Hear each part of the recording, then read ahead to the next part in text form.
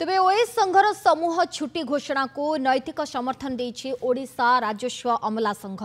ORS अधिकारी माने चाकरी काल रे पदोन्नति पाई ओएस पाहिया को जाइथांते तेणु जणे ओएस ऑफिसर को आक्रमण घटना ग्रहणीय नुहे जेउथि पाई ओएस संघ सहित रही राजस्व मंत्री अनुरोध को सम्मान जणाई वर्तमान किछि जिल्ला रे बन्या स्थिति सहित रथयात्रा थिबारु ओआरएस संघ केवल जरूरी सेवारे सरकार को सहयोग करिबो बोली संघ पक्षरु कहा जाइछि। आगामी दिन रे मध्य ओएस संघ जो निष्पत्ति नेबे सेथिरे मध्य ओआरएस संघर समर्थन रहिबो बोली निष्पत्ति निया जाइछि।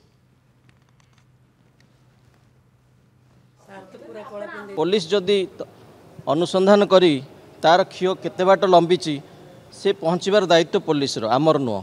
जदि पुलिस अनुभव करिवो कि मुख्य आसामी ता पछरे अछि निश्चित कार्यानुष्ठान नब किंतु आमर दाबी रहिबो जे एभली ब्रुटाल अटैक आगामी दिन रे न हो।